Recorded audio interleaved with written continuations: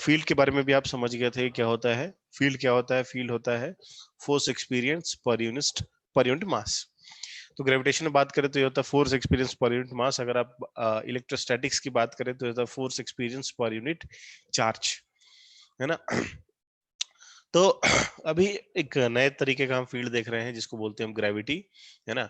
तो अर्थ के पास भी क्या होती है कि स्पेशल क्या होता है एक फील्ड होती है जिसकी वजह से आप किसी भी ऑब्जेक्ट को ऊपर फेंको, इट ब्रिंग्स इट डाउन, वो अपने को उसको क्या करती है नीचे की तरफ ऐसे खींच लेती है ना। तो that field is called gravity, है ना। तो उसको हम जी से डिनोट करते हैं।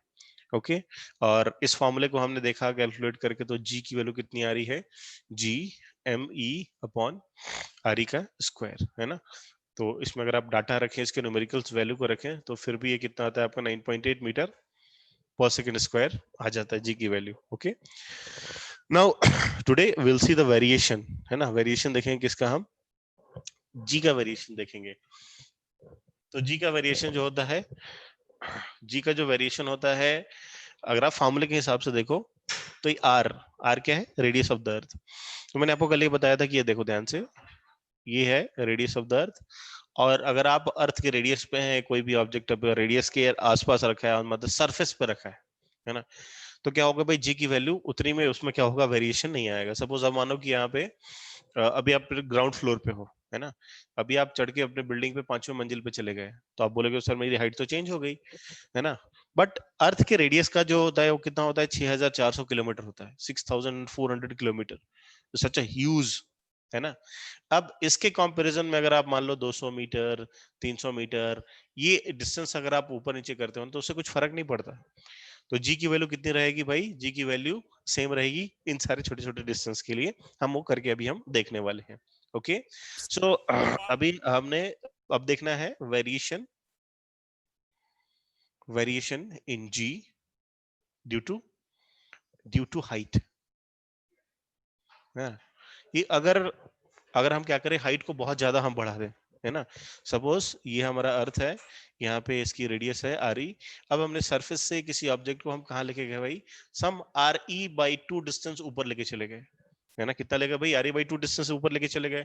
तो अभी देखिए अर्थ का रेडियस कितना है भाई, 6400 किलोमीटर। अब आप इसको 3200 किलोमीटर ऑब्जेक्ट को ऊपर लेके जाओ, 3200 kilometre, such a huge distance, है ना। तो अगर आप फॉर्मूले को देखें ध्यान से, तो फॉर्मूला क्या है, this is G M E upon R E का स्क्वायर, करेक्ट।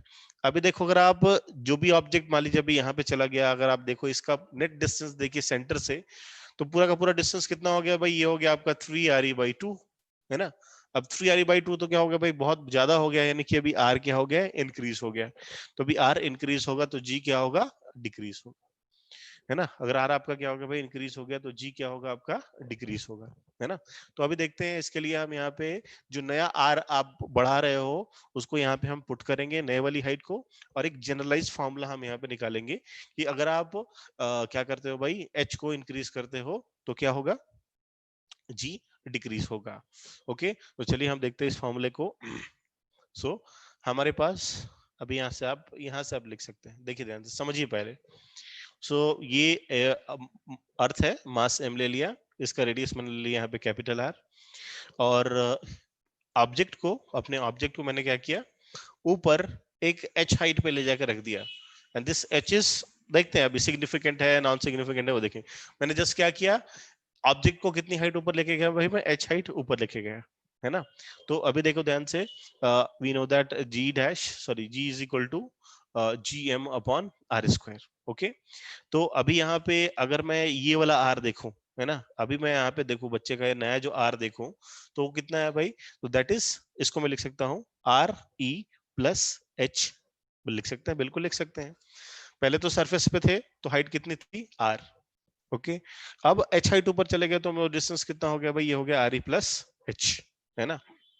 तो अभी देखिए जो नया जो जी डैश आएगा वो कितना आएगा, तो that will be G M upon R E plus H और इसका होल स्क्वायर। ओके, कर सकते हैं भाई, हाँ बिल्कुल ऐसा कर सकते हैं। नाउ अभी देखिए ध्यान से, ये फॉर्मूला अगर आप देखो ध्यान से, तो इस फॉर्मूले में ये लिख रखा है g is equal to gm upon R square. तो अगर इसको मैं क्रॉस मल्टीप्लाई करूं तो इसको ऐसे लिख सकता हूं, this gm is equal to g into R square लिख सकते हैं।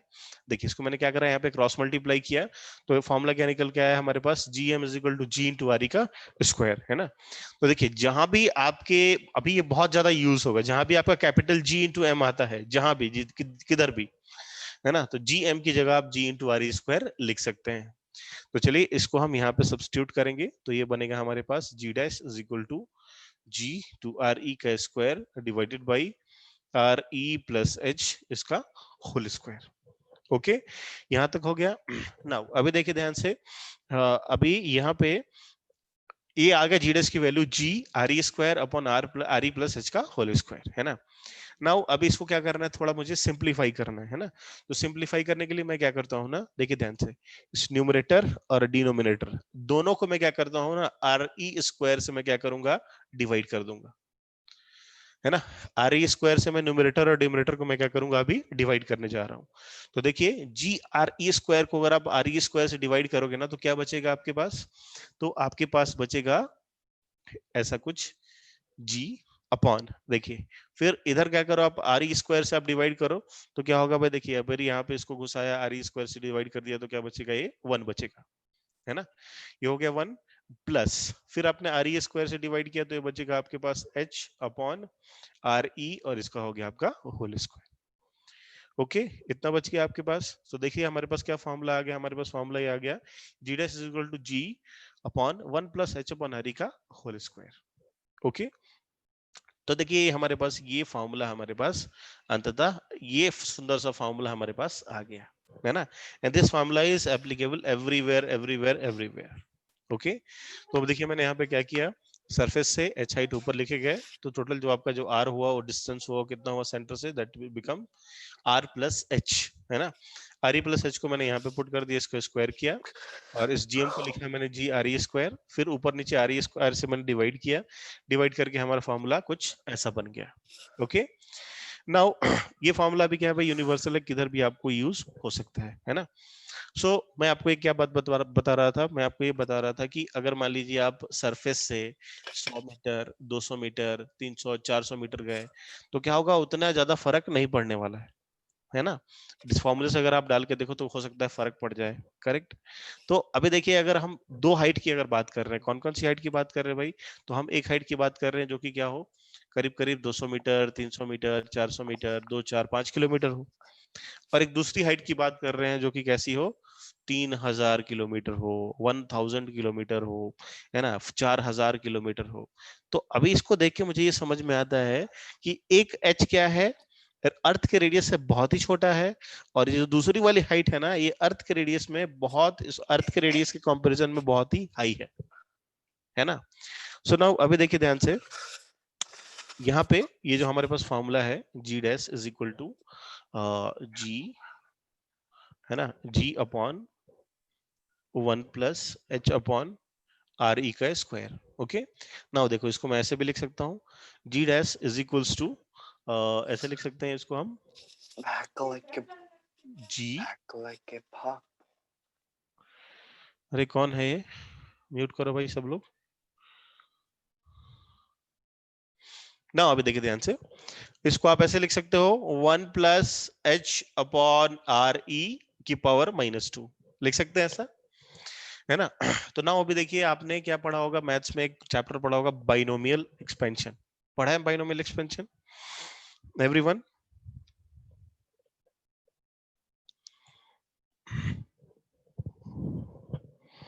बाइनोमियल पढ़ा होगा जी आपने, ठीक है कोई बात नहीं। तो देखिए वो कुछ ऐसा होता है, अगर मान लो कुछ आपके पास ऐसा लिख रखा है 1 प्लस एक्स की पावर, यहाँ पे -n लिख रखा है ना, और ऐसा आपको बताया जाए कि दिस ये जो आपका जो x है ना, this x is less then 1, है ना। x जो क्या है भाई, 1 से काफी छोटा है, तो इसको हम ऐसा लिख सकते हैं 1 माइनस x इंटू n, ऐसा इसको हम लिख सकते हैं। तो अगर मान लो हमारे पास ये क्या है, अर्थ है, और हम इस हाइट की बात कर रहे हैं जो कि क्या हो, बहुत ही क्या हो, छोटी हो, है ना।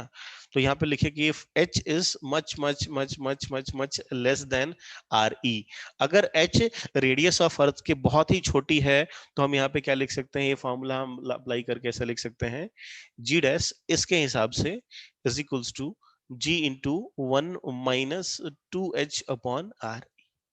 करेक्ट। तो अगर हम बात करें कि ये हमारा अर्थ है और अर्थ से क्या गए हम ऊपर जाके कुछ 1.2 किलोमीटर ऊपर चला गया मैं, है ना। तो आप बताइए नई जी की नई वैल्यू क्या आएगी, है ना। तो नाउ देखिए अभी यहाँ पे 1.2 किलोमीटर ना है, ये अर्थ के रेडियस से क्या है, कंपैरिजन में काफी छोटा है।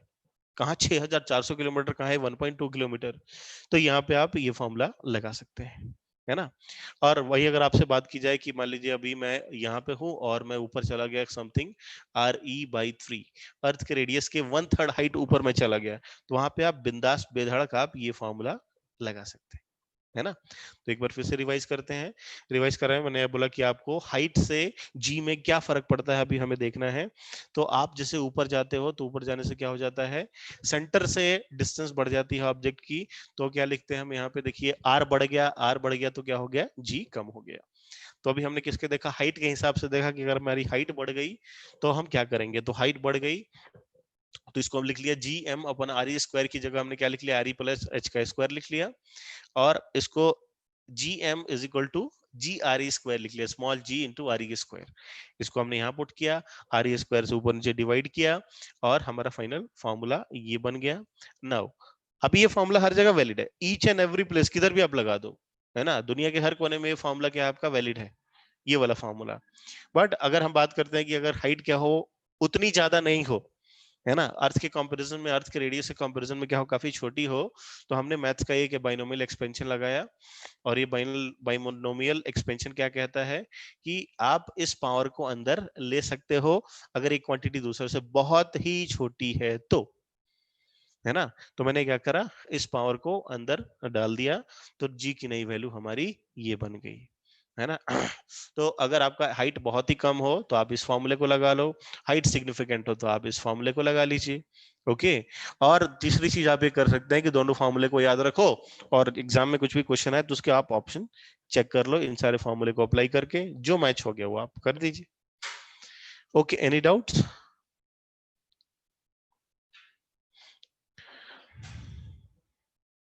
ओके, बाइनोमियल के बाद देखिए ध्यान से, यहाँ पे देखिए, यहाँ पे अगर कुछ फॉर्मूला आपके पास ऐसा लिख रखा है 1 + x⁻⁻n, है ना। और ये जो x है ना काफी छोटा है 1 से, बहुत बहुत बहुत छोटा है। तो बाइनोमियल एक्सपेंशन क्या कहता है कि इस फॉर्मूले को आप ऐसा लिख सकते हो, 1 - n × x आप ऐसा लिख सकते हो, है ना। तो देखिए मैंने क्या करा यहाँ पे, ये जो -2 है इसको अंदर ले लिया, तो मेरा नया फॉर्मूला बन गया g dash is equals to g into 1 - 2h upon R E, है ना। तो अगर आपके पास कोई क्वेश्चन ऐसा है कि मान लीजिए आपके पास ये अर्थ है, आप ऊपर 2 किलोमीटर ऊपर चले गए, है ना, तो इस पॉइंट पे बताइए जी डैश की नई वैल्यू क्या है ना। तो अभी देखिए 2 किलोमीटर जो है अर्थ के रेडियस के कंपैरिजन में क्या है, काफी छोटा है। तो आपने क्या करना है, ये फॉर्मूला लगा लेना है ना। अगर बड़े हाइट की बात करें, बड़े डिस्टेंस की बात करें तो आपने ये फॉर्मूला लगा लेना है। ओके,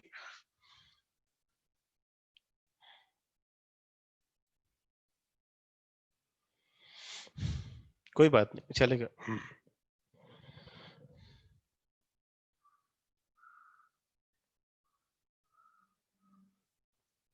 ओके, चलिए एक सवाल करते हैं हम, छोटा सा सवाल।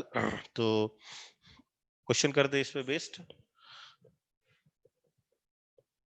है ना। क्वेश्चन है आपके सामने कि फाइंड द हाइट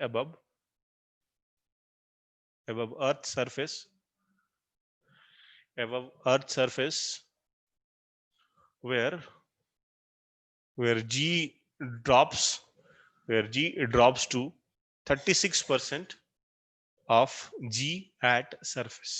चलिए इस सवाल को करके बताइए। ऑप्शन आपके पास 3/2r, 2/3r, this is 5/4r and 4/5r। ये आपके चार ऑप्शन है, A B C D.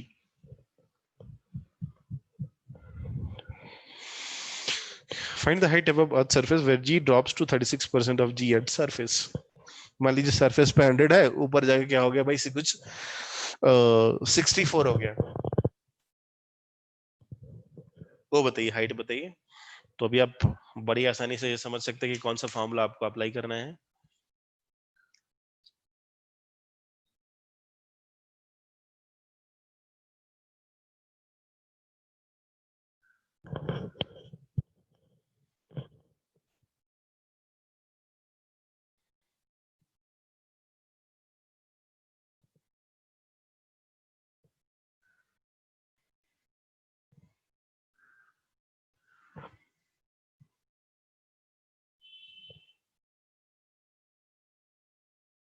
Okay done.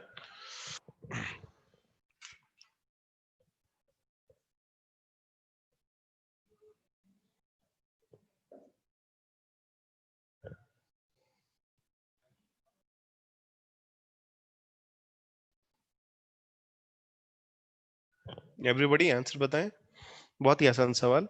तो अभी देखिए यहाँ पे क्या, जी बहुत ही सिग्निफिकेंट चेंज हो रहा है, जी में, है ना, बहुत बड़ा चेंज हो रहा है ना। तो इसका मतलब क्या होगा कि जबकि जो हाइट होगी वो भी क्या होगी, बहुत बड़ी हाइट होगी, है ना। अभी देखो ये अर्थ का सरफेस है, अभी यहाँ पे जी की वैल्यू समथिंग मान लीजिए यहाँ पे कुछ है 9.8। अब यहाँ से ऊपर गए तो क्या हो गया, एकदम 36% की कमी आ गई, है ना। मतलब ये क्या हो गया, कुछ 6 और 7 पॉइंट समथिंग कुछ वैसा आ गया। यानी आपने जो हाइट ट्रेवल करी होगी वो हाइट भी क्या होगी, बहुत ज्यादा होगी, है ना। आंसर बताइए, ए बी सी डी, तो लोग का ए बी सी डी क्या आ रहा है आंसर।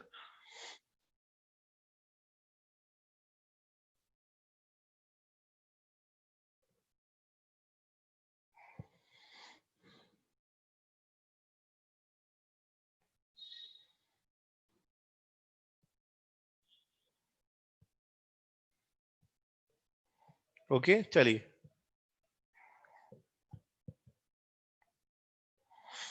ओके चलिए, देखिए इसको सॉल्व कर लेते हैं हम। तो क्वेश्चन में क्या कह रहा है कि जिस जो जी डैश है ना, वो कितना हो जा रहा है, वो हो जा रहा है आपका 36,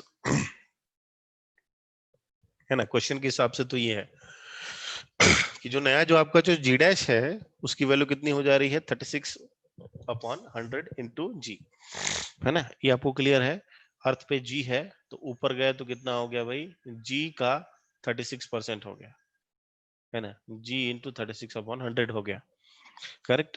तो अभी देखिए यहाँ पे तो जो जी डैश होता है उसको मैं कैसे लिख सकता हूँ, ऐसे लिख सकता हूँ, जी अपॉन 1+h/r e का होल स्क्वायर, है ना।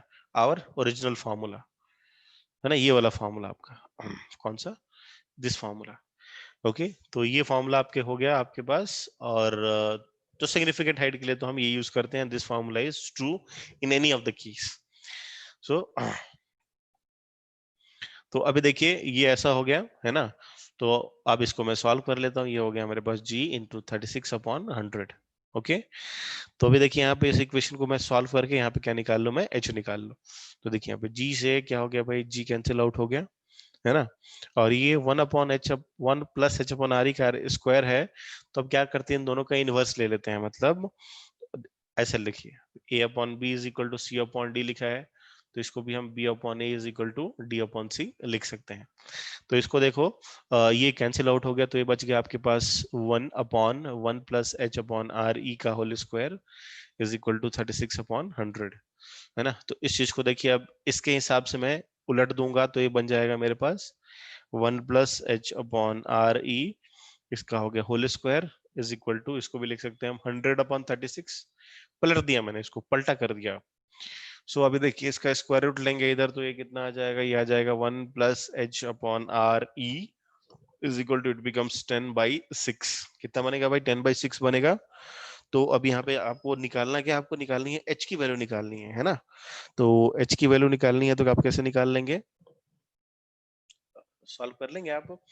तो अभी देखो यहाँ से इसको कैसे सॉल्व करेंगे, तो ये हो गया जाएगा आपके पास h/r e is equal to 10/6 - 1।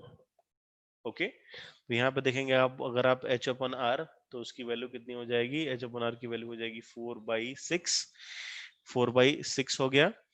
तो यहाँ से आप h की वैल्यू देखिए, तो ये हो जाएगा आपका 2r/3। This is the required answer, है ना। तो B is the correct answer, 2r/3 is the correct answer. देख लीजिए सारे बच्चे, लिख लीजिए इसको, very good question.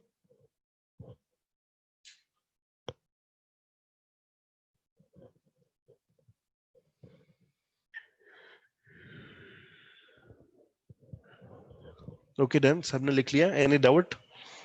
Any doubt please tell. Yes, Kanchan बताइए कौन से पार्ट से दिक्कत है आपको। चलिए एक बार और देखते हैं सवाल को।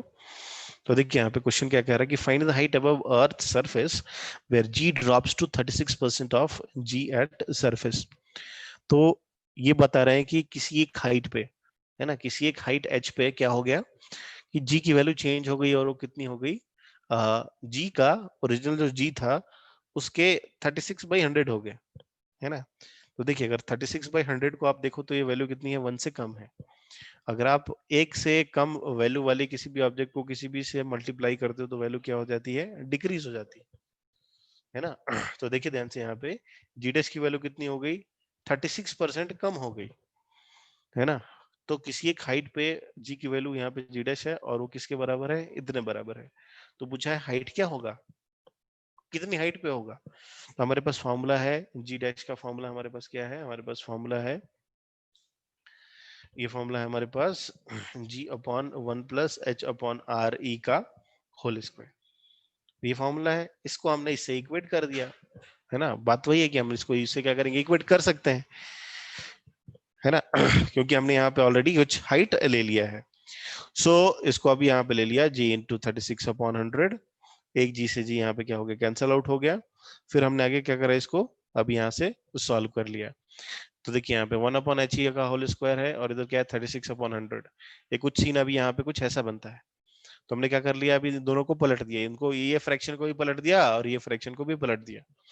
तो एलएचएस और अगर आरएचएस में अगर सेम ऑपरेशन करते हैं तो कुछ भी फर्क नहीं पड़ता। तो यहाँ पे हमने पलट दिया और ये जो यहाँ पे स्क्वायर है इसका स्क्वायर रूट ले लिया, बन गया 1 + h/r is equal to 10/6।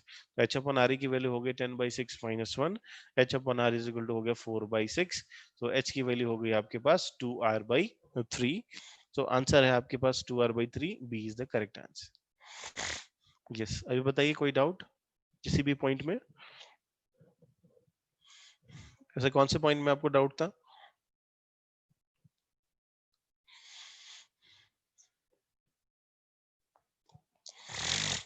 Okay चलिए नेक्स्ट आगे बढ़ते हैं हम। तो अभी हमने देख लिया, तो दोनों बातें ही आपको क्लियर है ना। अगर क्या कहे, अगर कोई बहुत ही स्मॉल डिस्टेंस के लिए हो तो कौन सा फॉर्मूला आप अप्लाई करेंगे, आप ये वाला फॉर्मूला अप्लाई कर लेंगे फॉर अ स्मॉल डिस्टेंस।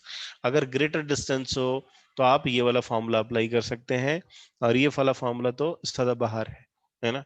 तो ये हैंडी टूल हमने निकाल के रखा है, ये अगर छोटी हाइट के लिए बताए, यहाँ पे एच की वैल्यू पुट करेंगे और फटाफट आंसर निकाल लेंगे। ओके तो चलिए अभी हमने जी का वेरिएशन किससे देख लिया, जी का वेरिएशन अभी हमने देख लिया कहाँ पे, अबव द अर्थ सरफेस, है ना। अर्थ सरफेस से अगर आप ऊपर जाते हो ना तो जी की वैल्यू आपको पता चल गई, तो क्या होती है, डिक्रीज होती है, और उसका फॉर्मूला भी आपको बता रखा है ना। दूसरी बात करें हम यहाँ पे,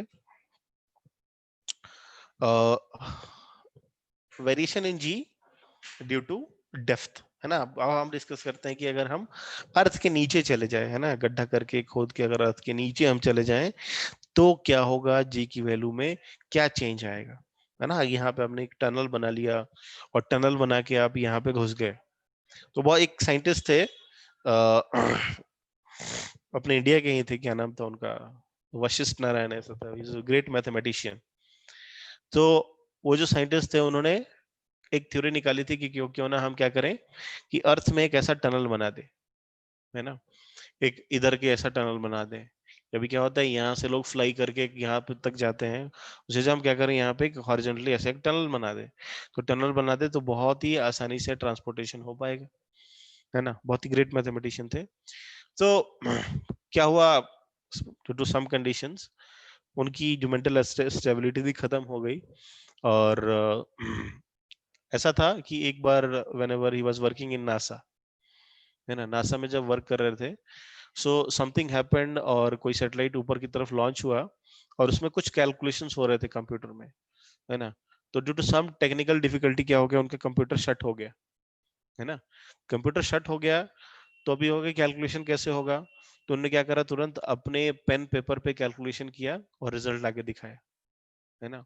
फिर बाद में जब उस कंप्यूटर से कैलकुलेट करके देखा गया तो रिजल्ट सेम आए, he was that much sharp.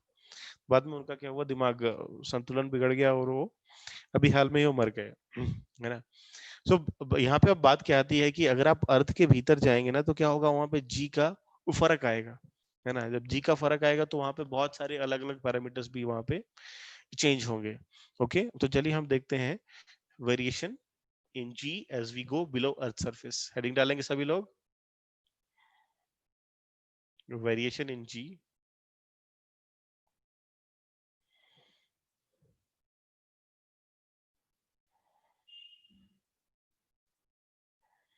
Okay, earth surface के अगर हम नीचे जाते हैं तो कैसा वेरिएशन होगा। सुना, वहां पे देखिए ध्यान से आप सभी लोग, जी की वैल्यू कितनी है भाई, जी की वैल्यू सरफेस पे हमने देखा, this is G M E upon R E का स्क्वायर। ओके, इसका मास सेम है और रेडियस कितना है यहाँ पे, आर ई है। ओके, अब देखिए ध्यान से, जैसे आप किधर जाते हैं भाई, नीचे जाते हो तो क्या होता है भाई, अर्थ क्या है, एक सॉलिड स्फीयर है। Earth is a solid sphere, hollow नहीं है बिल्कुल भी। तो अर्थ की क्या है, इसकी कुछ तो डेंसिटी होगी, बिल्कुल, है ना। तो डेंसिटी है तो इसका कुछ मास भी होगा और इसका कुछ वॉल्यूम भी होगा, है ना। तो डेंसिटी को हम कैसे डिफाइन कर सकते हैं, मास पर यूनिट वॉल्यूम डिफाइन कर सकते हैं, करेक्ट।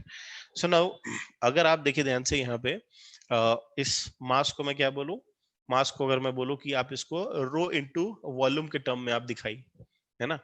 तो इस फॉर्मूले को यहाँ पे पुट किया तो अभी देखिए यहाँ पे जो जी की वैल्यू हो जाएगी वो कितनी हो जाएगी, that will become G into mass की जगह रो इंटू वॉल्यूम। तो वॉल्यूम कितना होता है भाई, वॉल्यूम तो होता है कि स्फीयर का वॉल्यूम, स्फीयर का वॉल्यूम कितना होता है, ये होता है 4/3 पाई आर क्यूब, है ना।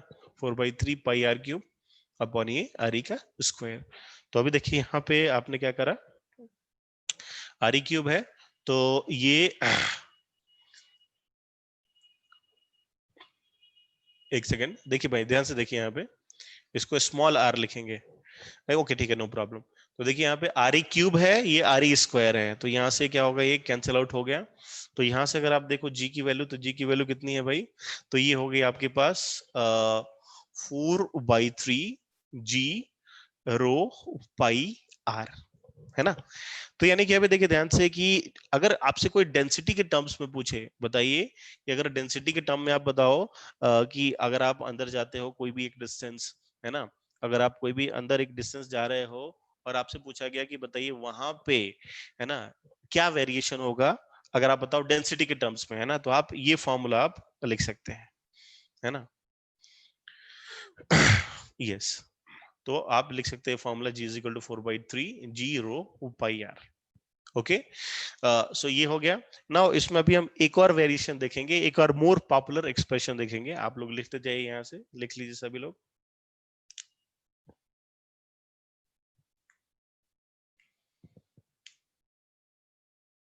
Okay, done everyone.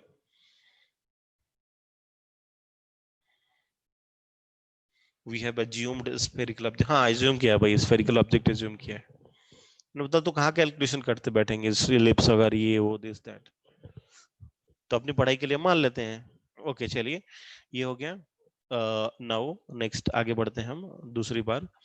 सो अभी देखिए एक एक्सप्रेशन हमने ऐसा लिख लिया, G dash is equal to, हमने ऐसा लिख लिया G into rho, sorry G into rho into 4/3 pi into R.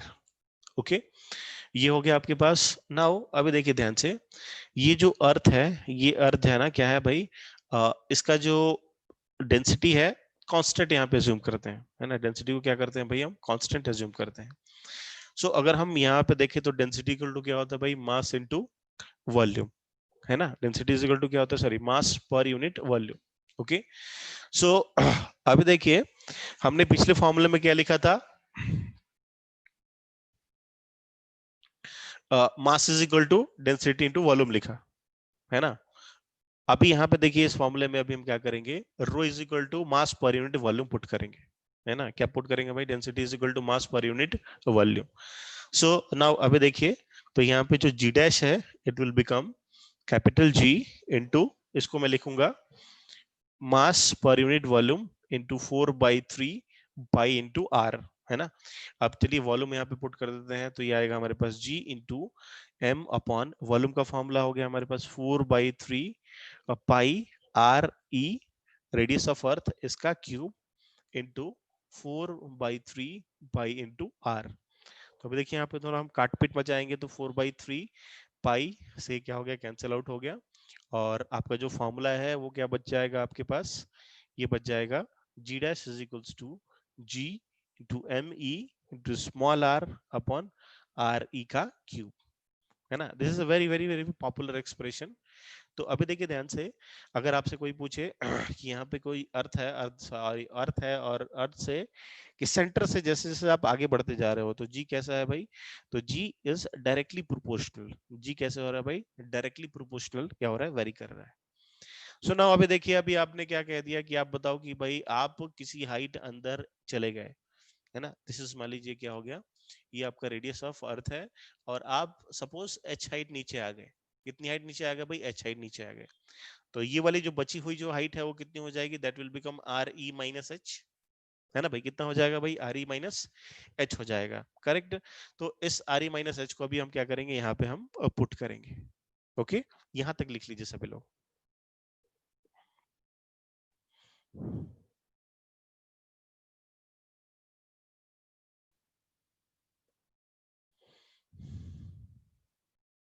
Okay, done everyone.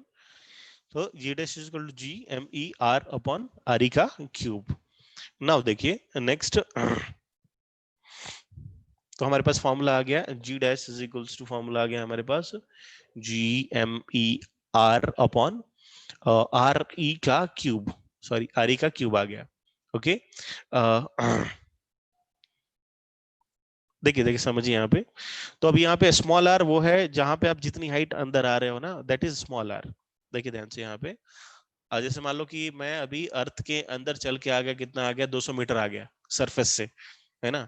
तो अभी यहाँ पे देखिए सेंटर से जो जितनी हाइट बच गई दैट इज स्मॉल आर, है ना। अभी समझ में आएगा, देखिए ध्यान से। सो देखिए यहाँ पे मैंने आपको क्या बताया, यहाँ पे मैंने आपको बताया कि आप यहाँ आ गए कहीं, तो है ना, ये आपका अर्थ है और आप यहाँ पे आ गए, ये आपका रेडियस ऑफ अर्थ, और आप एच हाइट नीचे आ गए। तो अभी सेंटर से आप कितनी दूरी पे हैं, तो आप सेंटर से are E minus H distance पे है ना। तो सेंटर से आप कितनी दूरी पे है, that is a small R. Okay, आप हमेशा याद रखिए स्मॉल आर क्या है भाई, सेंटर से आप कितनी दूरी पे है, that is your small R. Okay, now अभी देखिए, मैंने आपको बताया था, देखिए ये क्या होता है, जी का फॉर्मूला क्या होता है original, G M E upon R E का स्क्वायर। तो हमेशा इस जी एम ई को मैं क्या लिख सकता हूँ, जी इंटू आर ई का स्क्वायर लिख सकता हूँ ऑलवेज। तो देखिए यहाँ भी दिख गया मुझे, जी इंटू एम ई मुझे दिख गया, तो इसकी जगह मैं अभी क्या पुट करूंगा, जी इंटू आर ई का स्क्वायर। सो देखिए अभी यहाँ पे फॉर्मूला क्या बनेगा, ये बन जाएगा हमारा जी आर ई का स्क्वायर इंटू आर ई का क्यूब। और देखिए यहाँ पे r की वैल्यू क्या है, तो r की वैल्यू यहाँ पे है आपका आर ई माइनस एच। तो इस वैल्यू को मैं यहाँ पे पुट कर दूंगा, तो ये आर ई स्क्वायर से ये क्यूब खत्म हो गया। फाइनली जी डैश का फॉर्मूला क्या बचा आपके पास, g अपॉन आर ई, और इस स्मॉल r की जगह क्या पुट कर सकते हो आप, are E minus H put कर सकते हैं, है ना। तो जब भी आप अर्थ के नीचे जाएंगे तो इस फॉर्मूले के हिसाब से आपका वेरिएशन होगा। यस, लिख लीजिए सभी लोग।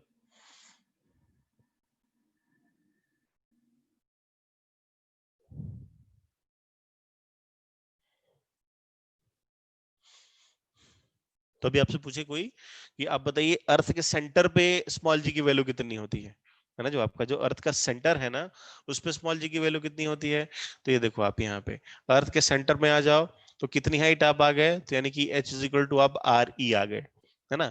चलो अब यहाँ पे इस फॉर्मूले में h की जगह r पुट करो तो क्या हो जाएगा, g की वैल्यू 0 होगी। तो यहाँ पे लिखेंगे g at the center is 0। Centre पे क्या होता है भाई, g की वैल्यू कितनी होती है, 0 होती है। हाँ भाई बताइए, डाउट बताइए, लिखिए एवरीवन, डाउट पूछिए आपने। ओके एवरीवन, सबने लिख लिया, आगे बढ़े।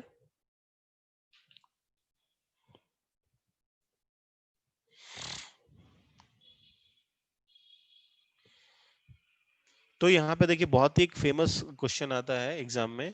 क्या है फेमस सवाल, कि यहाँ से आपसे पूछते हैं कि बताइए अर्थ का जो ग्रेविटी है ना, अर्थ का जो ग्रेविटी है उसके सेंटर से लेके, है ना, उसके सेंटर से लेके उसके रेडियस तक और उसके आगे इसका वेरिएशन कैसे होता है, इसका आप ग्राफ बताइए।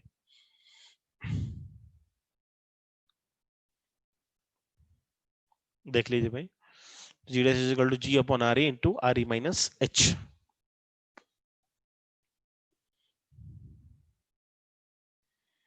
ओके, तो इसका ग्राफ पूछे जाते हैं।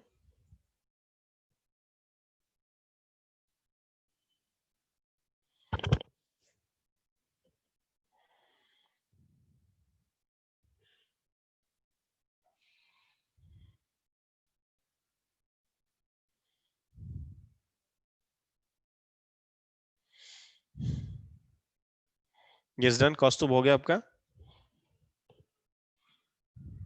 ओके, मानो आप डाउट पूछ रहे हैं या बता रहे हैं।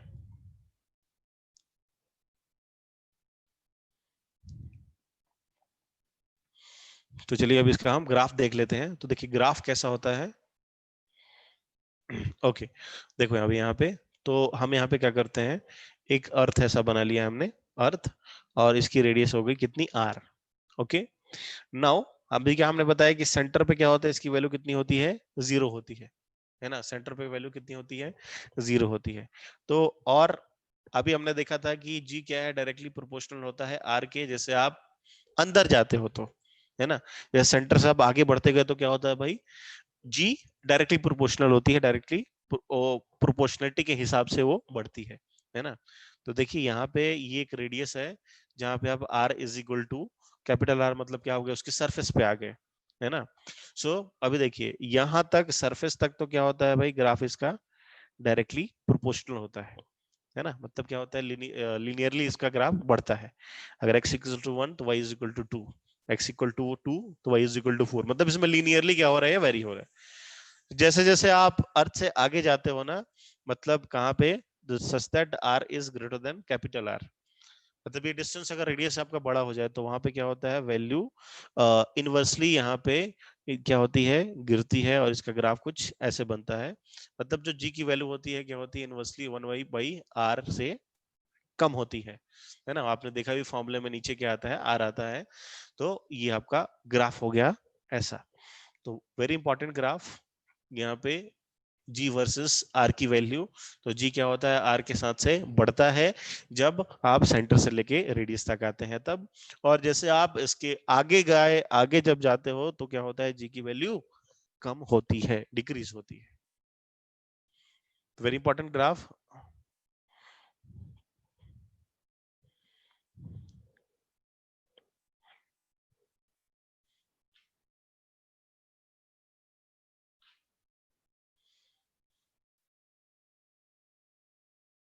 तो चलिए मैं एक बार समराइज कर देता हूँ अभी तक का हमने क्या पढ़ा। तो अभी हमने वेरिएशन ऑफ जी देखा। तो देखिए सरफेस पे जी कितना होता है भाई, देखिए सरफेस पे जी कितना होता है, सरफेस पे जी की वैल्यू होती है G M E upon R E का स्क्वायर, है ना। सरफेस पे जी की वैल्यू इतनी होती है।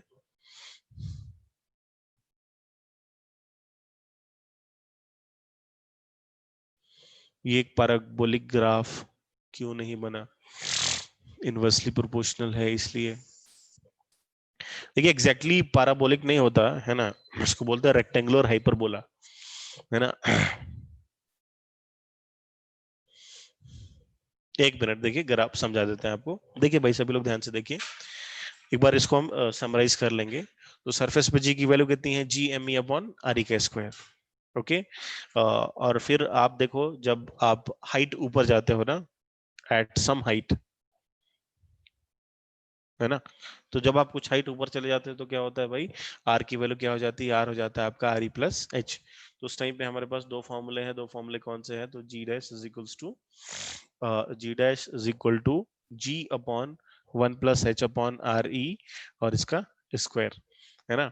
और जब this h is less than radius, तो g की वैल्यू क्या बनती है, g की वैल्यू आपकी बनती है g into 1 - h upon R E, है ना। ये फॉर्मूला बनता है, सॉरी 1 - 2h अपॉन आर ई, क्या है भाई फॉर्मूला, दिस इज 1 -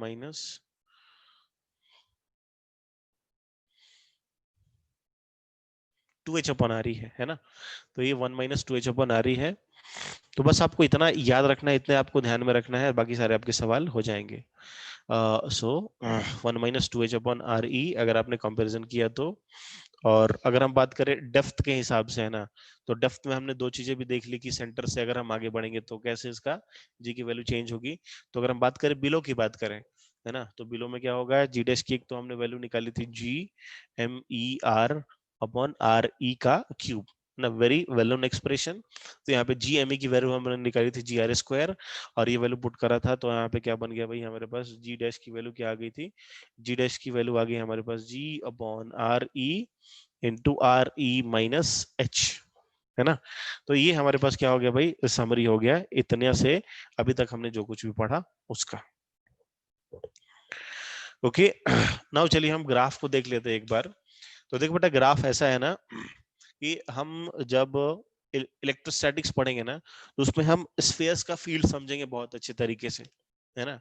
तो जब हम स्फीयर्स का फील्ड समझते हैं ना, जब उनका जब हम डेरिवेशन समझते हैं, तो उसमें क्या होता है, देखिए ये है आपका एक स्फीयर है ना, सॉलिड स्फीयर है, और ये सेंटर से इसका डिस्टेंस कितना है आर।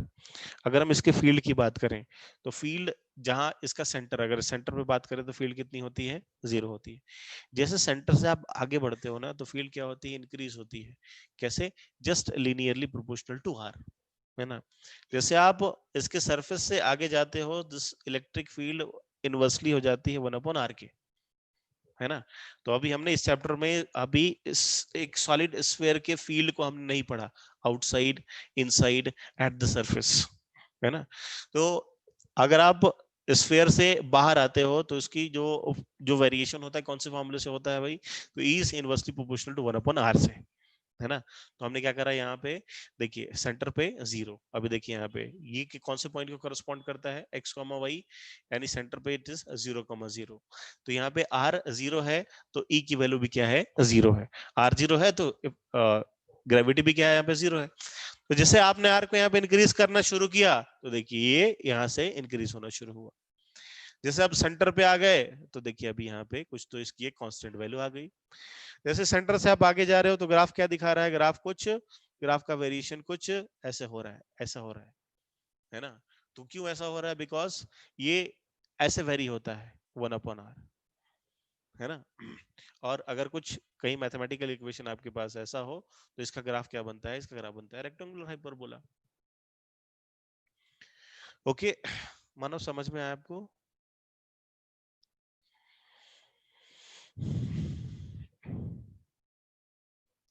है ना, आप 12th क्लास में पढ़ेंगे सॉलिड स्फीयर वगैरह ये सारी चीजें हैं। तो ग्रेविटेशन में भी इतना सारा मैं आपको घुसाना नहीं चाहता कि ग्रेविटेशन रह जाता है, सॉरी वो graph graph solid sphere, hollow sphere ये करते रह जाते हैं, ग्रेविटेशन रह जाता है। ओके, ये आपको समझा दिया। दूसरा, अगर नेक्स्ट वेरिएशन पढ़ेंगे हम, variation in g, variation in ji due to its shape, है ना। शेप की वजह से क्या वेरिएशन आता है जी में, वो देख लेते हैं। तो जनरली हमें बोलते हैं कि earth is not that much round, जैसे एकदम पूरा डाउन नहीं है ना। तो अर्थ का जो शेप है ना कैसा होता है, देखिए ऊपर से नीचे से आपने क्या किया, ऐसे पिचका दिया, है ना। तो अर्थ का शेप वैसा होता है, जैसे आपने एकदम राउंड बैलून लिया, एकदम प्योर सर्कल, और उसको ऊपर और नीचे से क्या करो, आप उसको ऐसे पिचका दीजिए, तो इधर की तरफ थोड़ा ये बल्ज हो जाएगा, it will become little bulge. तो नाउ अभी देखिए ध्यान से, तो अर्थ का जो शेप है वो कैसा होता है, अर्थ का शेप कुछ ऐसा होता है, रेजर अर्थ का शेप कुछ ऐसा होता है,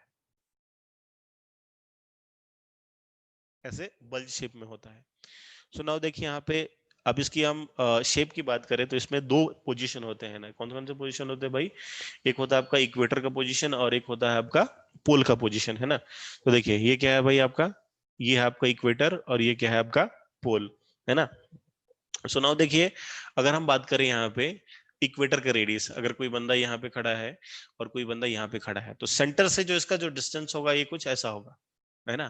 तो ना अभी देखिए कौन सा रेडियस बड़ा है, तो इक्वेटर वाली जो रेडियस है that is greater than the radius at its pole, है ना। इक्वेटर जो वाली जो रेडियस है वो किससे बड़ी है भाई? पोल वाली रेडियस से क्या है? बड़ी है ना। तो अभी यहाँ पे देखो जी की वैल्यू क्या होती है, so G is equal to G M upon R E का, G M upon R E का स्क्वायर। तो देखिए जहां पे रेडियस की वैल्यू क्या होगी, ज्यादा होगी, वहां जी की वैल्यू क्या होगी? लेस होगी। तो ऐसा देखते हैं हम, ऐसा बताते हैं कि radius at equator is greater than radius at pole, that's why g at equator is less than g at pole. Okay, तो कोई आपसे पूछे बताइए रेडियस जो जी की वैल्यू होती है पोल पे ज्यादा है या इक्वेटर पे ज्यादा है ना। तो आप ये कंपैरिजन देके बता देंगे कि पोल पे जी की वैल्यू ज्यादा है बिकॉज वहां पे रेडियस कम है, और इक्वेटर पे उसकी वैल्यू ज्यादा है बिकॉज रेडियस क्या है? अलग अलग है। ओके, तो नाइन्थ क्लास में ना एक एनसीईआरटी में एक क्वेश्चन भी आता है कि एक लड़का है वो कहाँ जाता है, वो पोल पे जाता है और पोल पे जाके कुछ गोल्ड खरीदता है ना। गोल्ड खरीदता है और फिर वापस से कहाँ पे आता है? इक्वेटर पे आता है। तो जब उसके गोल्ड को वेट किया जाता है, जब उसका जब वजन किया जाता है ना, तो क्या हो जाता है, वो उसका वेट डिफरेंट आता है। अब उस पर शक जाता है कि क्या इसने चोरी तो नहीं किया, है ना।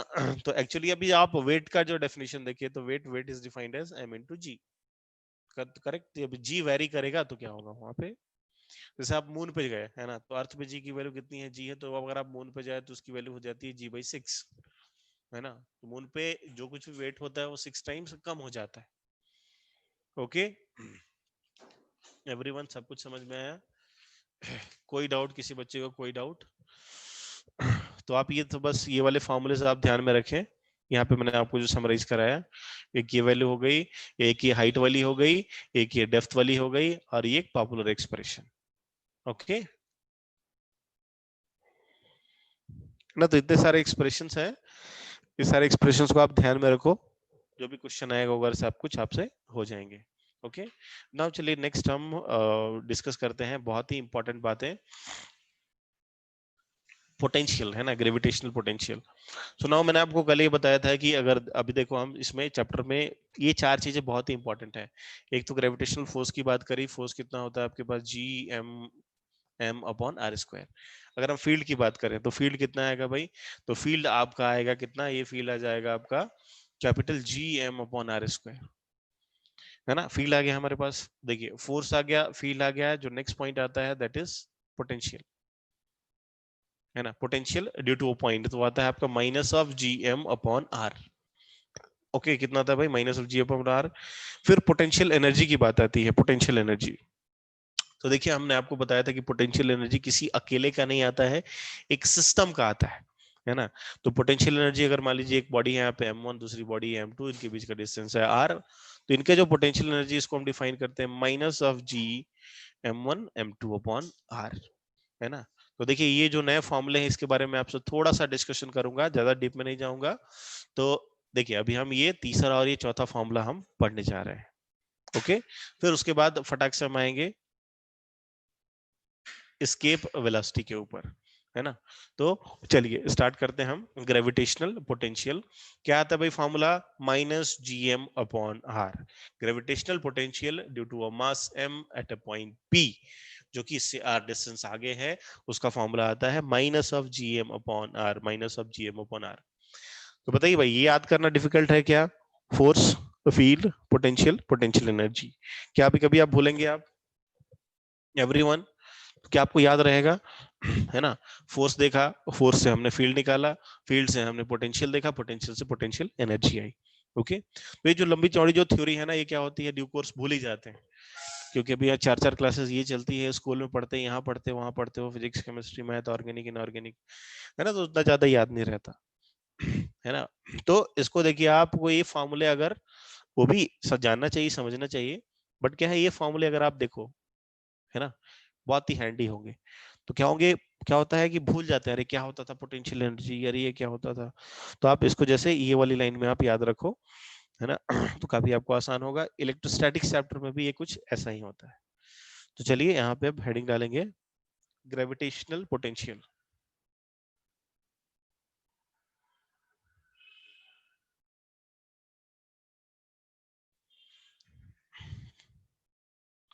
तो देखिए, अगर हम पोटेंशियल की बात करें ना, तो पोटेंशियल किसी अकेले व्यक्ति का कभी डिफाइन नहीं हुआ फिजिक्स में, है ना। पोटेंशियल क्या है, किसी ऑब्जेक्ट का अकेले डिफाइन नहीं हुआ, हमेशा पोटेंशियल डिफरेंस डिफाइन हुआ है फिजिक्स में।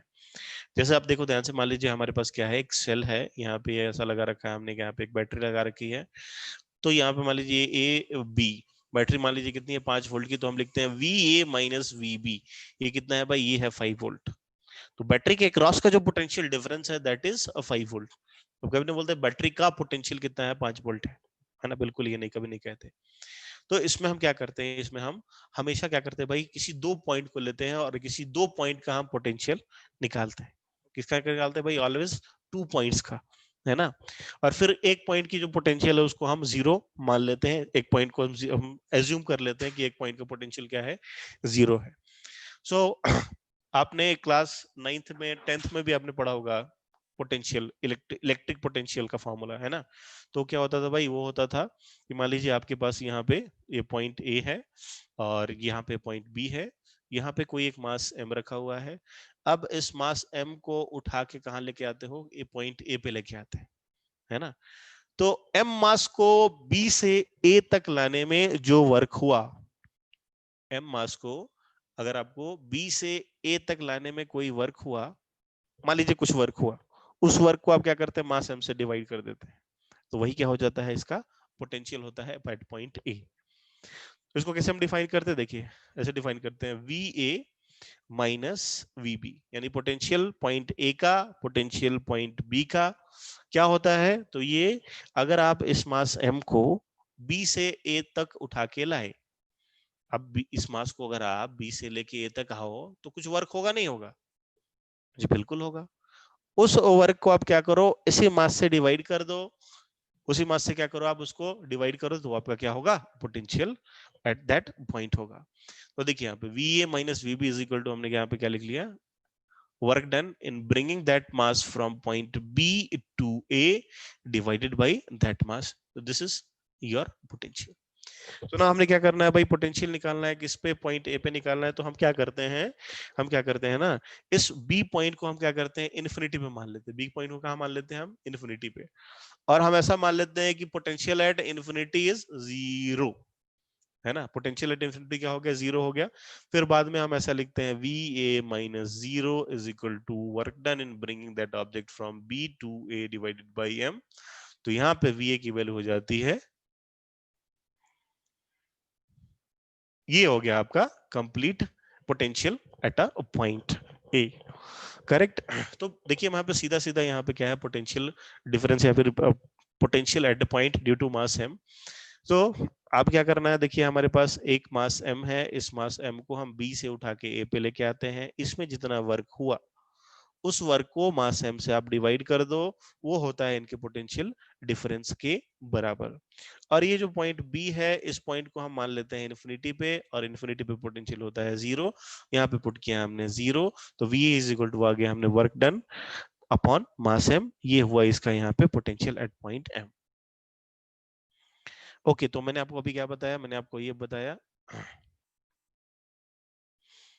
देखिए वो पोटेंशियल एनर्जी होती है, यू को हम बोलते हैं पोटेंशियल एनर्जी, है ना। तो एवरीवन एवरीवन सब लोग मेरे पास साथ रिपीट कीजिए, है ना। ये पोटेंशियल डिफरेंस को कैसे लिखते हैं, आप देखिए मेरे साथ रिपीट कीजिए सभी लोग। एक मास m को, एक मास m को हम b से a तक लेके आते हैं, कहां से कहां तक भाई, b से लेके a तक आते हैं।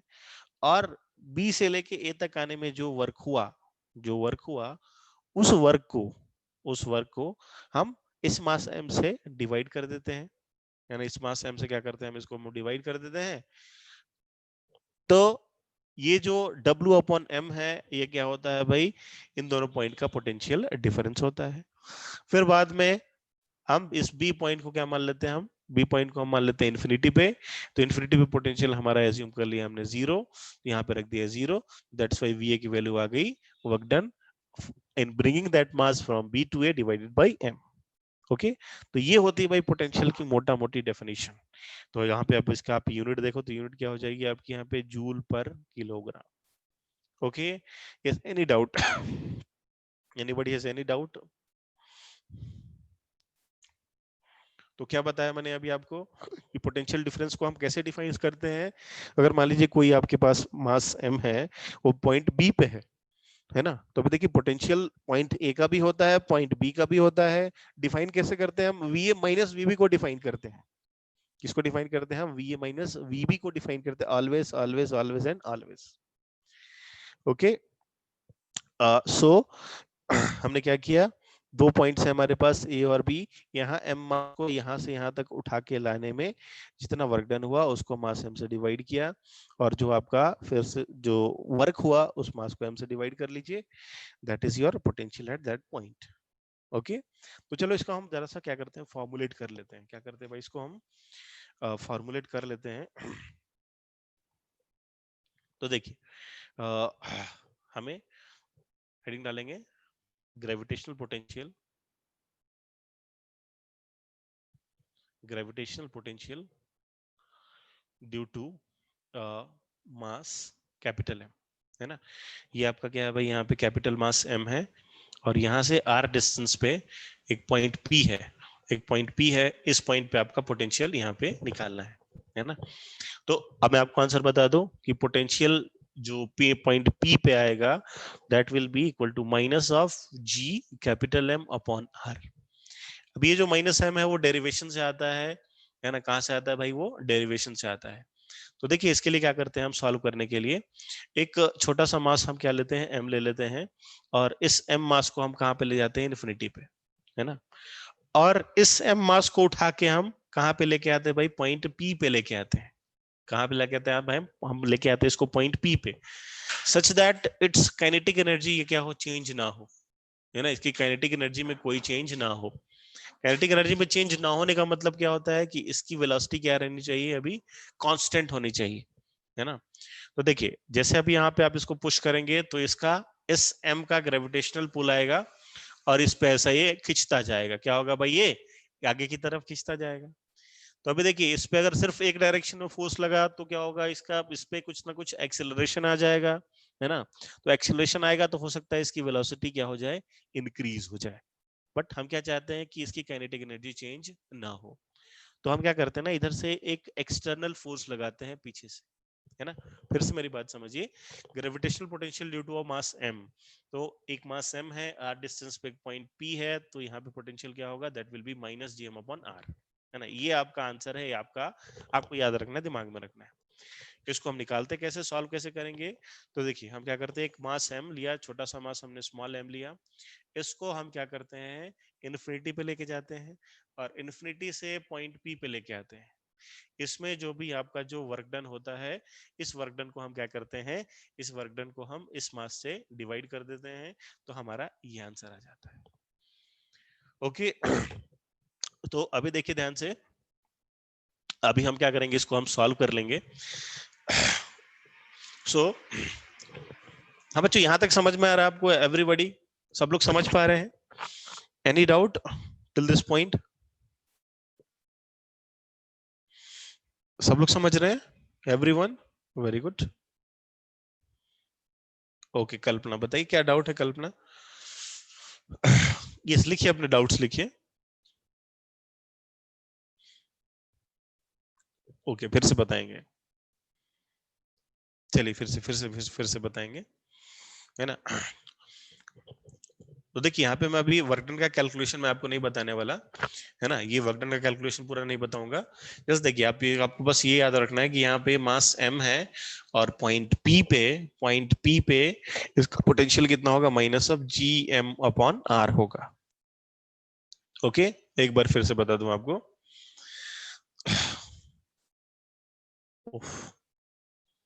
हाँ देखिए ध्यान से, तो मैं क्या बता रहा आपको कि इसका डेरिवेशन हम करते कैसे हैं, है ना। तो जैसे मैंने आपको बताया कि पोटेंशियल हम क्या करते हैं, 2 पॉइंट्स पे लेते हैं, है ना।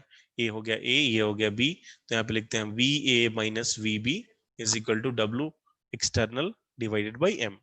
तो ये तो हो गया अपना बेसिक सा फार्मूला। क्या ये बात सबको पता है, ये बात सबको समझ में है, ये फार्मूला। ग्रेविटेशन पोटेंशियल को हम कैसे डिफाइन करते हैं, तो V A minus V B is equal to work done per unit mass. ये समझ में आ रहा है सबको, एवरीवन, है ना। जिनको भी डाउट है ये पक्का सबको क्लियर है ना। देखिए ध्यान से, अब यहाँ पे जब हम, अभी हमारे जो काम की बात है, gravitational potential due to a mass m at point p, at point p। तो देखिए p पॉइंट पे है, इसका हम पोटेंशियल निकालेंगे तो ये कुछ ऐसा आएगा, है ना। अब मैं आपको ना एक छोटी सी बात एक्सप्लेन करने की कोशिश कर रहा हूँ कि ये आया कैसे, है ना। करके तो नहीं दिखा रहा अभी मैं आपको व्हाट द टाइमिंग, बट मैं आपको जस्ट एक्सप्लेन कर रहा हूँ कि ये आपका ये कैसे आया, है ना। मैं आपको जस्ट एक्सप्लेन कर रहा हूँ।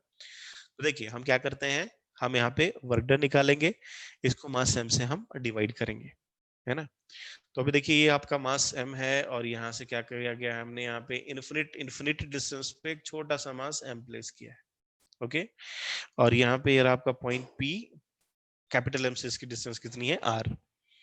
सो अभी देखिए यहाँ पे कैपिटल M हो गया, स्मॉल m हो गया, इसको हम इन्फिनिटी से इस पॉइंट तक लेके आते हैं, सच दैट कि पूरे रास्ते भर इसकी काइनेटिक एनर्जी चेंज ना हो, है ना। एक कंडीशन है कि अगर एक्सेलरेट करेगा तो फिर इसका वर्क डन हम निकाल नहीं पाएंगे। तो हम क्या करते हैं, इसको बिना एक्सेलरेट कराए हम इस पे इसका वर्क डन निकाल लेते हैं। तो देखो ध्यान से, ये मास m है, ये कैपिटल M है, इन दोनों के बीच में क्या होगा, ग्रेविटेशनल अट्रैक्शन होगा। तो इसको आप जरा सा ऐसा पुश करोगे ना तो क्या होगा, ये ऐसे खींचता चला जाएगा, उस पे फोर्स लगता चला जाएगा और एक्सेलरेशन भी आ जाएगा, है ना, जो कि हम नहीं चाहते। तो क्या कहते हैं, एक बाहर की तरफ से एक हम फोर्स लगाते हैं जिसको बोलते हैं एफ एक्सटर्नल, और इस एफ एक्सटर्नल का हम वर्क कैलकुलेट करते हैं, और इस एफ एक्सटर्नल के वर्क को हम एम से डिवाइड कर देते हैं। तो ये आंसर है ना। तो चलिए आप सिर्फ इस बात को याद रखिए कि पोटेंशियल एट पॉइंट पी पे मास कैपिटल एम की वजह से कितना होता है, minus of G M upon R होता है। दैट्स ऑल, इतनी बात तो समझ में आई होगी क्या एवरीवन। ओके चलिए नेक्स्ट मैं क्लियर कर रहा हूं, एवरीवन लिख लीजिए सभी लोग।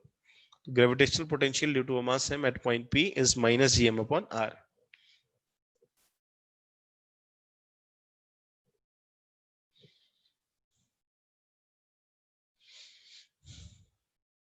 चलिए इसका मैं वर्क डन भी कैलकुलेट करके बता ही देता हूँ।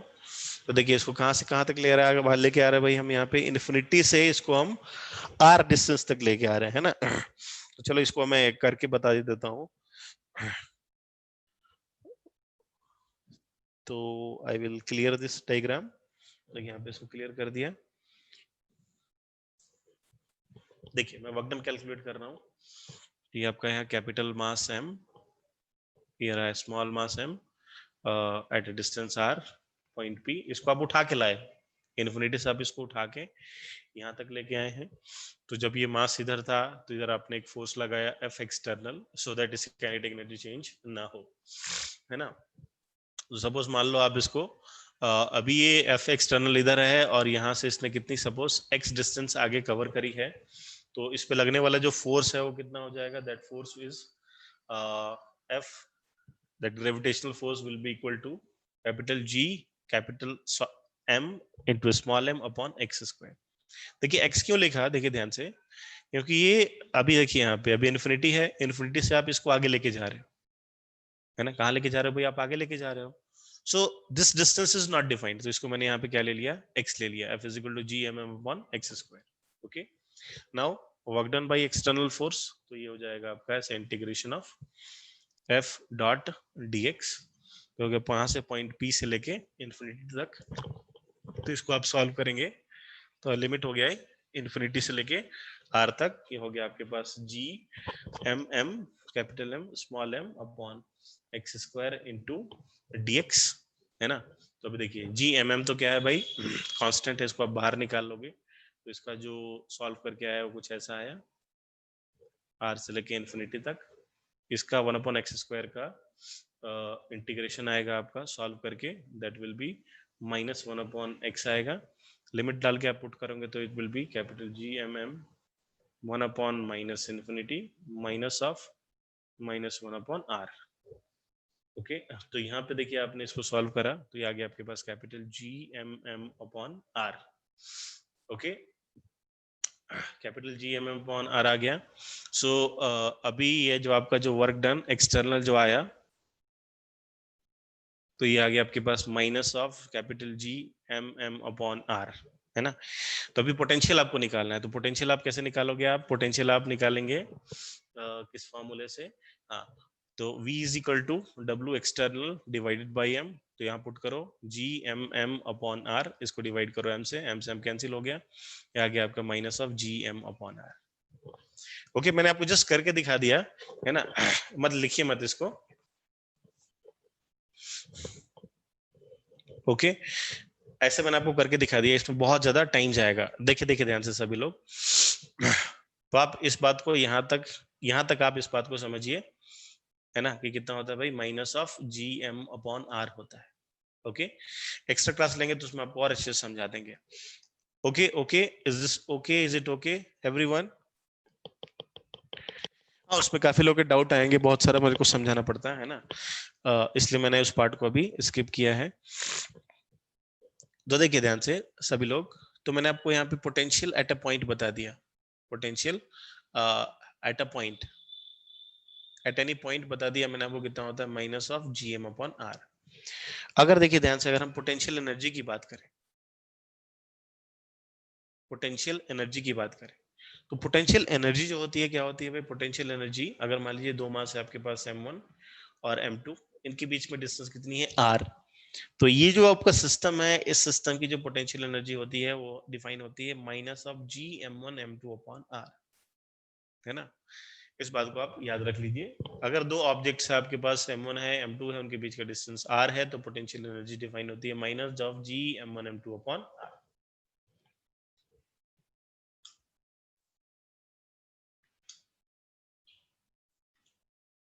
ओके एवरीवन, इसका प्रूफ अभी नहीं दूंगा, क्लास 12th में आप इसका प्रूफ पढ़ेंगे अच्छे तरीके से। ओके, सो यहाँ तक आपके पास आपने पढ़ लिया force, field, potential and potential energy, है ना। चार बातें यहाँ पे क्या हो गई आपको क्लियर हो गई। ओके, नाउ चलिए अभी हम अपने नेक्स्ट टॉपिक पे आते हैं, दैट इज एस्केप वेलोसिटी।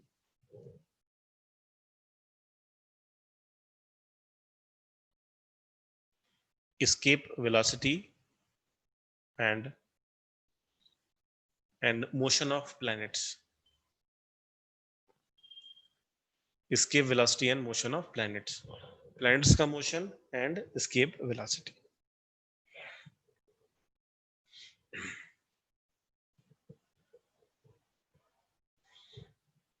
देखिए escape velocity क्या होती है? सपोज मान लो यहाँ पे आप अर्थ पे हैं और आपने यहाँ पे क्या किया, एक ऑब्जेक्ट को आपने बहुत ही जोर से ऐसे ऊपर की तरफ फेंक दिया, है ना। आपके पास क्या है, एक मास m है, आपने इस मास m को क्या कर दिया, ऊपर की तरफ ऐसे फेंक दिया, है ना। तो क्या होता है भाई, ये ऑब्जेक्ट क्या एकदम ऐसे सीधे चला जाता है ऊपर की तरफ? नहीं। जैसे आप इस ऑब्जेक्ट को जैसे थोड़ा सा ऊपर फेंकते हो ना, ग्रेविटेशनल पुल लगना शुरू हो जाता है ना। तो जैसे आपने ऊपर फेंका, फिर ये थोड़ा नीचे नीचे नीचे करते करते वापस से आके उसी पॉइंट पे आगे का क्या हो जाता है, वो गिर जाता है because of this gravitational pull. अगर मान लीजिए, अगर हम ग्रेविटेशनल फोर्स को देखें फॉर्मूले को, तो ये क्या है फॉर्मूला फोर्स का, GM1M2/r², है ना। तो अभी देखिए, ये जो ग्रेविटेशनल फोर्स है ना, एक क्या होता है, काफी ये लॉन्ग डिस्टेंस वाला फोर्स होता है। अब कितना भी आगे चले जाओ, कितना भी आगे चले जाओ, क्या होगा, ग्रेविटेशनल फोर्स का इफेक्ट तो रहेगा ही रहेगा, है ना, भले ही थोड़ा कम हो, बट उसका इफेक्ट तो क्या होगा, बिल्कुल वहां पे रहेगा। सो अगर कोई चाहे कि यहाँ पे कोई ऑब्जेक्ट है, इस ऑब्जेक्ट को मैं क्या करूं, मैं ऐसा फेंकू, इतनी जोर से फेंकू, इतनी जोर से फेंकू कि क्या हो जाए भाई, वो अर्थ के ग्रेविटेशनल फील्ड को क्या कर जाए, वो स्किप कर जाए, है ना। ये एक बार वो वापस गया, फिर वो उधर आए नहीं, है ना। तो देखिए इसके लिए क्या करना होता है, यहाँ पे बहुत जोर लगाना पड़ता है, है ना, बहुत क्या करना पड़ता है भाई, इधर की तरफ से जोर लगाना पड़ता है। और एक ऐसी वेलोसिटी आती है, एक ऐसी वेलोसिटी आती है जिससे कि आपने उस बॉल को फेंका तो बॉल आपके ग्रेविटी के फील्ड को पार पार कर जाती है, क्रॉस कर जाती है। और वो वेलोसिटी होती है, कैलकुलेट करके आती है 11.2 किलोमीटर पर सेकेंड। यानी कि अगर आपके कोई ऑब्जेक्ट लिया, उस ऑब्जेक्ट को आपने फेंका 11.2 किलोमीटर पर सेकेंड की स्पीड से, तो ऑब्जेक्ट कभी वापस नहीं आएगी। तो कहने की बात है, सीधा सीधा मतलब ये है कि वो वेलोसिटी जो क्या करे, आपको अर्थ की ग्रेविटेशनल फील्ड को स्किप करा दे, है ना। अर्थ की जो भी ग्रेविटेशनल फील्ड है वो क्या करे, उसको आपको वो स्किप करा दे। That velocity is called escape velocity, है ना। तो अभी हम क्या करेंगे, स्किप वेलोसिटी का हम डेरिवेशन देखेंगे, वेरी इंपॉर्टेंट, है ना। स्किप वेलोसिटी का हम डेरिवेशन देखेंगे और ये इसका हम कैलकुलेशन भी करेंगे कि 11.2 किलोमीटर पर सेकेंड कैसे आया। Okay, ready everyone? चलिए हेडिंग डाल लीजिए सब लोग, स्किप वेलोसिटी।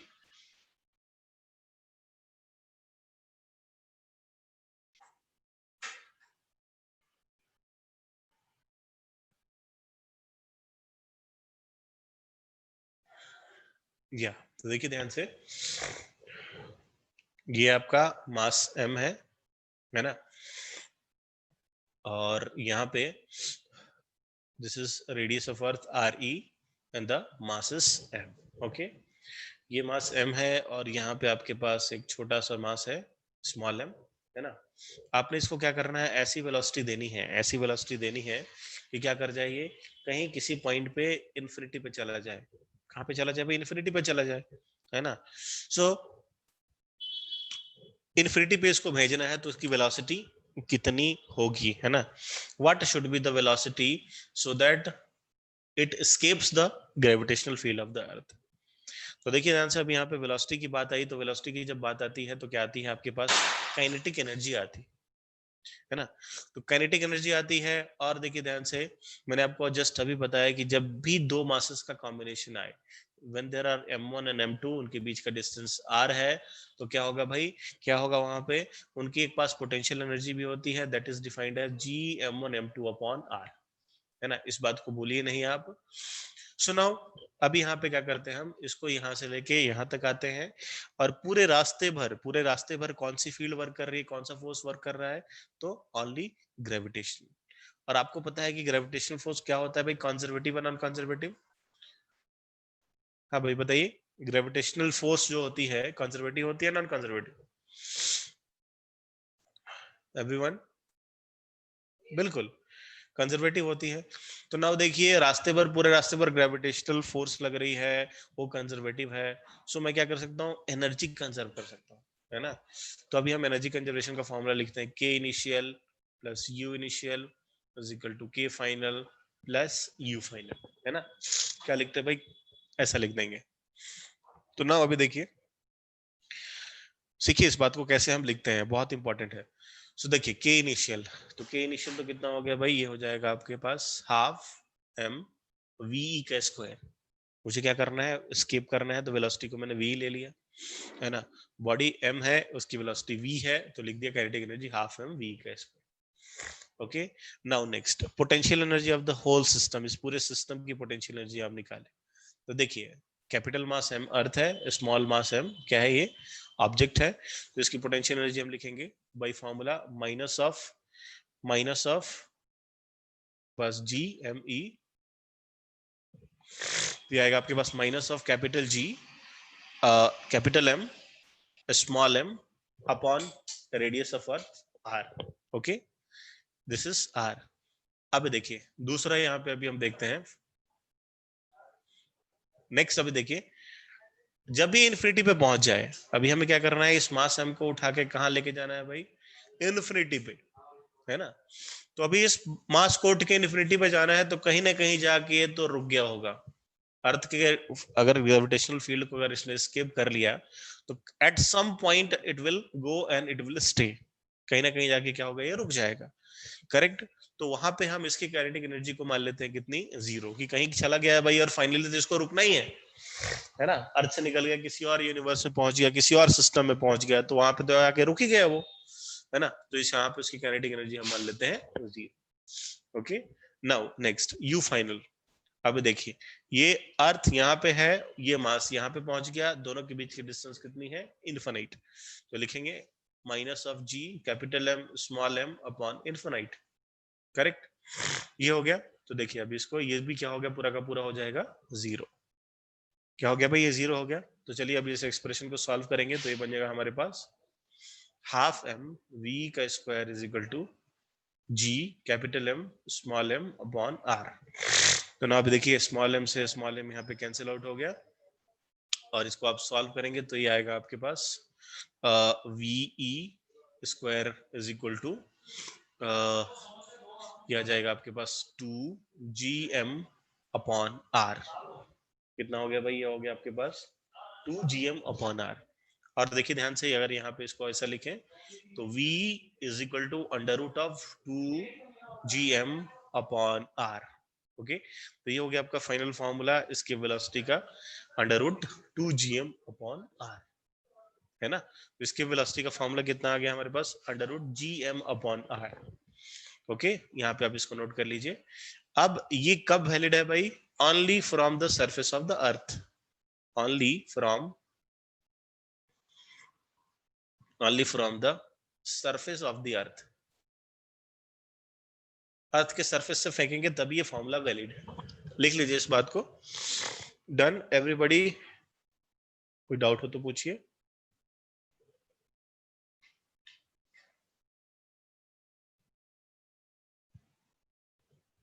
हाँ जी बिल्कुल।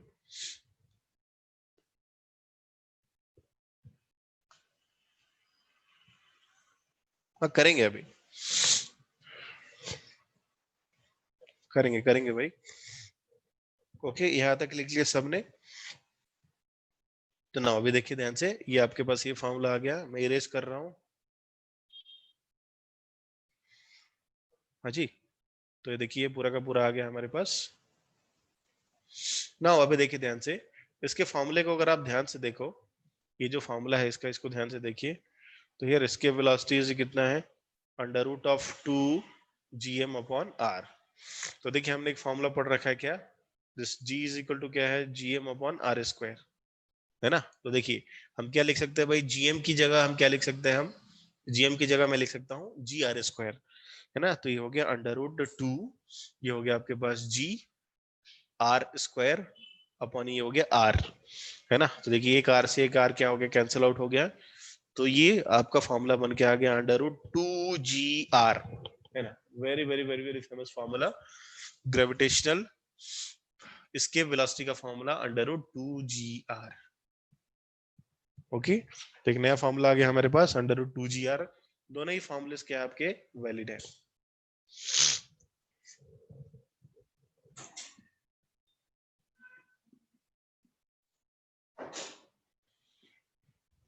ये सर एवरीबॉडी, सबको समझ में आया, एनी डाउट।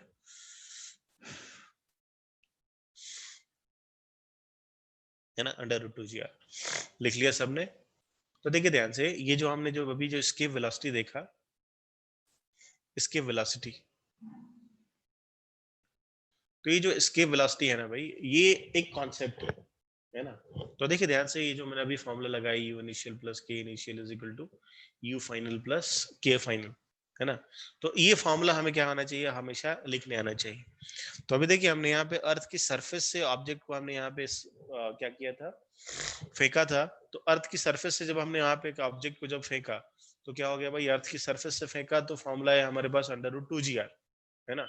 अगर वही मान लो, अगर वही मान लो कि अगर मैंने क्या किया यहाँ पे, यहाँ पे h is equal to R, H is equal to R ले लिया, और यहां से मैंने ऑब्जेक्ट को क्या किया, फेंका, है ना। मैं क्या किया, अर्थ से, ये मान लीजिए अर्थ है, इसका रेडियस कितना है, 6400 किलोमीटर। अब मैं क्या किया, मैंने क्या किया कि मैं भी 6400 किलोमीटर ऊपर गया, 6400 किलोमीटर ऊपर गया, और यहां से ऑब्जेक्ट को मैंने प्रोजेक्ट कर दिया, फेंक दिया, है ना। तो आप बताइए what should be the escape velocity, अगर आपने यहां से फेंका तो calculate the escape velocity of the object. तो चलिए सवाल लिखिए, करिए last question, calculate escape velocity of the object. of the object when projected from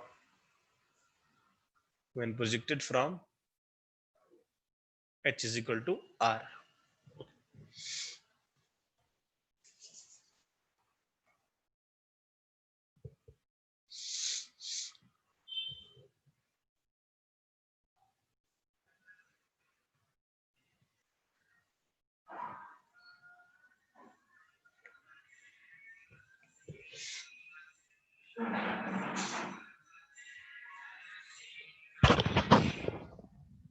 Yes, everybody, कर रहे सॉल्व?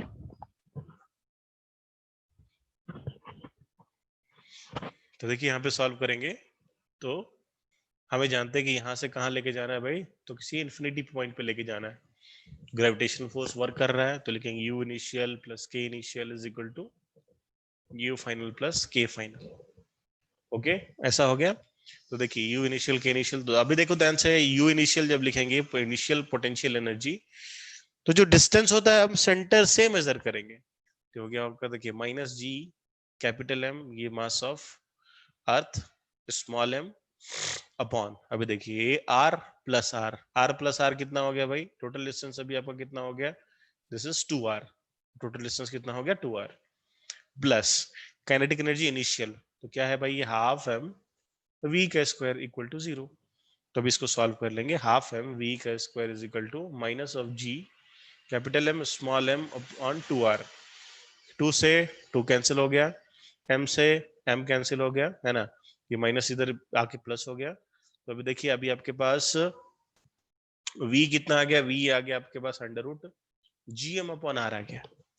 कितना आ गया भाई, gm अपॉन r, और इसको और सॉल्व करेंगे तो v आ गया आपके पास under root of g r square upon r. r से r कैंसिल हो गया. तो अभी देखिए v की वैल्यू कितनी आई, अंडर रूट जी आर आई, है ना. तो पिछली बार क्या था, अंडर रूट 2gr था, अभी कितना हो गया भाई, अभी हो गया आपके पास अंडर रूट ऑफ gr. सो इसलिए अभी देखिए ये क्या है, this escape velocity, this is not a formula, है ना, ये क्या है, एक कॉन्सेप्ट है ना. तो आपको ये लिखना आएगा तो आप किधर से भी आप एस्केप वेलोसिटी आप निकाल सकते हैं. Is that okay, understood everyone? कोई डाउट किसी बच्चे को? एवरीबॉडी. तो आप घर पे जाके अच्छे से रिवाइज कीजिए, है ना, अच्छे से रिवाइज कीजिए, हो सकता है कुछ डाउट आएंगे आपको, है ना. तो देखिए ये वाला जो सेक्शन है ना, यहाँ पे जो मैंने आपको बताया पोटेंशियल एंड ऑल, तो ये दो तो आप याद ही रखिए, potential energy at A point, है ना. और बाकी जो यहाँ पे मैंने आपको जो रेडियस वगैरह बताया, इसको आप घर पे जाइए वापस आप इसको रिवाइज कीजिए, है ना. ये डेंसिटी के टर्म में कैसे लिखा मैंने इसको, रेडियस के टर्म्स में कैसे लिखा, इसको जाके आप इसको रिवाइज कीजिए अच्छे से. और कुछ डाउट रहा तो अगली क्लास में हम पूरा उसको क्लियर करेंगे अच्छे से, है ना. तो अभी आपका बहुत ही थोड़ा सा बचा हुआ है. अभी इसकी वेलोसिटी हो गया, फिर मोशन ऑफ प्लैनेट्स पढ़ेंगे, है ना, बस दैट्स ऑल. और फिर केपलर्स लॉ आता है, तो उसमें 3 लॉ बताने हैं, क्लास 9th वाला जो लॉ है वही है. एडिशनल इसमें बस एंगुलर मोमेंटम कंजर्व होता है. रोटेशनल की शीट भेजी है मैंने, अब Pawar,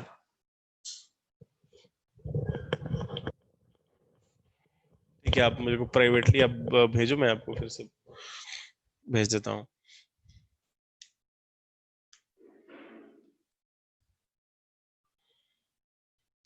okay okay, thank you very much.